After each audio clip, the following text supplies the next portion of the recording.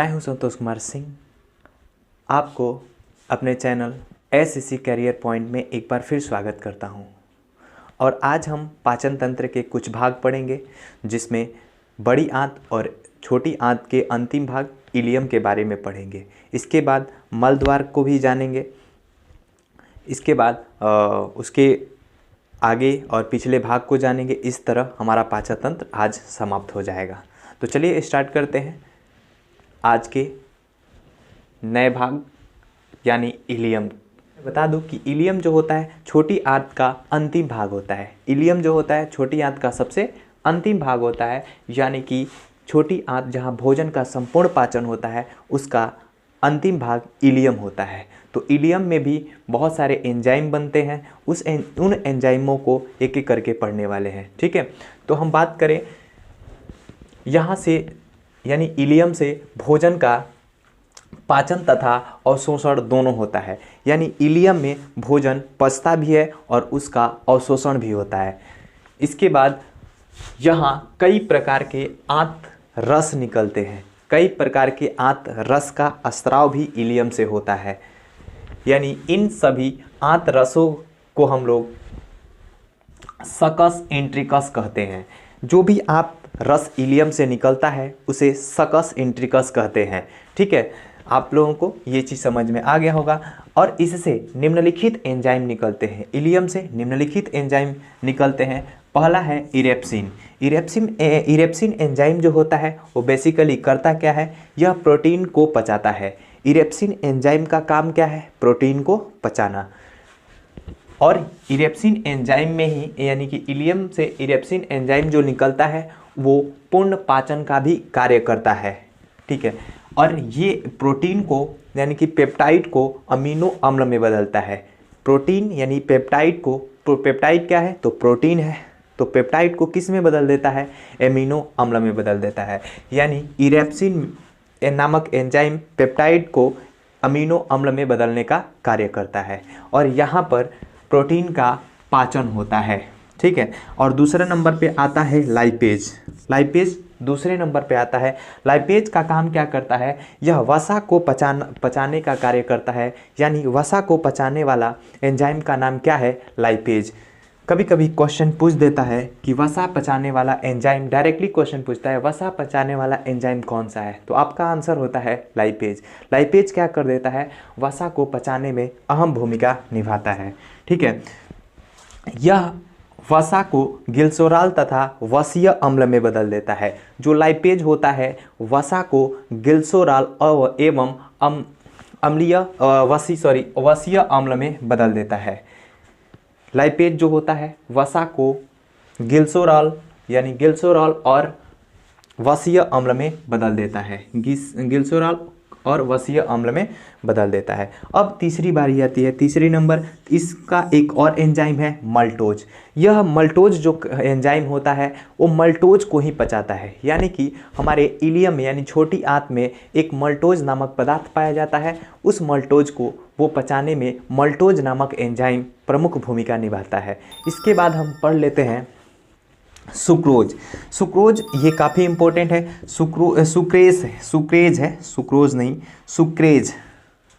Sucrase जो होता है यह सुक्रोज को पचाता है, अर्थात चीनी को पचाता है। सुक्रोज का मतलब क्या होता है, चीनी। यानी सुक्रेज जो होता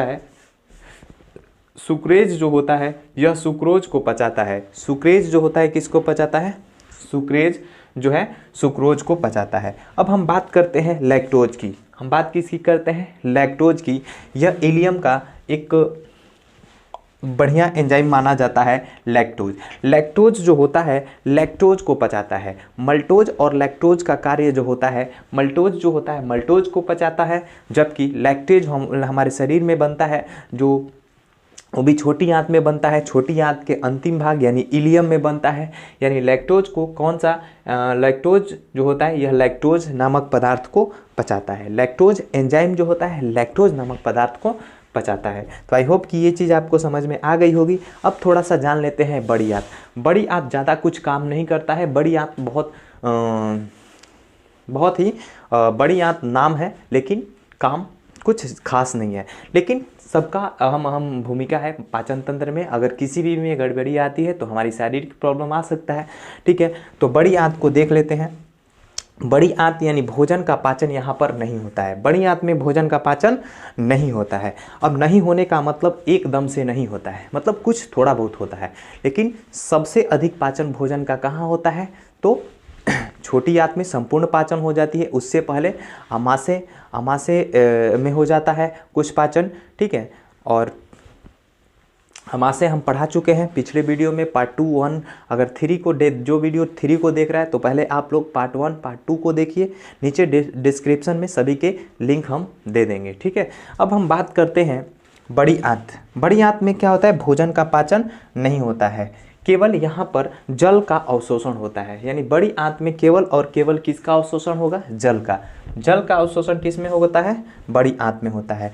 और विटामिन बी का निर्माण जो होता है वो बड़ी आंत में होता है। विटामिन बी का निर्माण जो होता है कहाँ से होता है?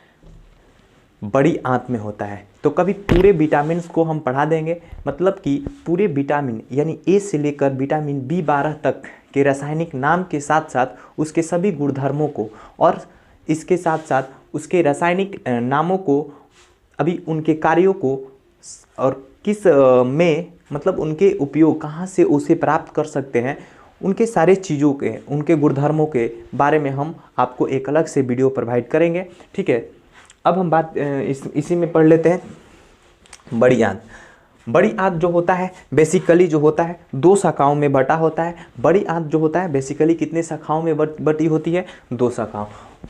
पीठ गुहा के अंदर जो होती है इस प्रकार से कुंडली युक्त जो होती है संरचनाएं पाई जाती है। कुंडली युक्त क्या पाई जाती है? संरचनाएं पाई जाती हैं।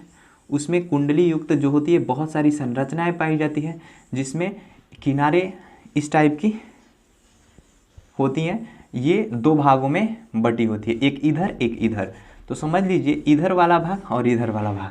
तो दोनों भाग जो होते हैं, एक भाग जो होता है उसका जो प्रथम शाखा होती है वो सिक्कम, प्रथम शाखा में सिक्कम और एक अपेंडिक्स नामक अपेंडिक्स पाया जाता है। सिक्कम और अपेंडिक्स जो होता है उसके प्रथम शाखा में पाया जाता है, जबकि दूसरी शाखा उसकी होती है कोलोन होती है। यानी कि बड़ी आंत को 2 शाखाओं में बांटा जा सकता है। पहली जो है सिक्कम और क्रीमीवत अपेंडिक्स जिसको कह सकते हैं, और दूसरी उसकी शाखा जो है कोलोन है। कोलोन का काम क्या होता है? कोलोन का काम जो होता है जल का अवशोषण करना होता है। कोलोन का काम क्या होता है? जल का अवशोषण करना होता है। और इसके बाद जो भोजन होता है वो रेक्टम में चला जाता है। बड़ी आंत के बाद भोजन कहाँ चला जाता है? रेक्टम में। रेक्टम जो होता है पाचन तंत्र का सबसे अंतिम भाग होता है, यानी जहाँ पर भोजन पचता नहीं है और ना ही जल का अवशोषण होता है। इसमें केवल और केवल भोजन का, रेक्टम में केवल और केवल भोजन का जो भी मल टाइप का पदार्थ बच जाता है उसका जमाव होता है। रेक्टम में भोजन का क्या, भोजन के जो भी मल टाइप का कचरा, मतलब एक तरह से कचरा कह सकते हैं, जो भी हमारे शरीर के अंदर भोजन के रूप में हम ग्रहण करते हैं, जो भी उसमें कचरा भर जाता है वो सब रेक्टम में जमा हो जाता है। वहीं मल द्वार के रास्ते से वो कचरा बाहर निकल जाता है। यानी कि रेक्टम जो होता है हमारे सभी खाद्य पदार्थ जो भी हम खाना खाते हैं वो एक कचरा के रूप में हमारे शरीर में जमा हो जाता है। तो शरीर में जमा कौन करता है? रेक्टम। सारे कचरे को जमा कर लेगा और वो एक समय में मल द्वार के रास्ते बाहर निकाल देगा। तो ये था पूरा आज के लिए इतना ही। मिलेंगे अगले वीडियो में, तब तक के लिए जय हिंद, जय भारत।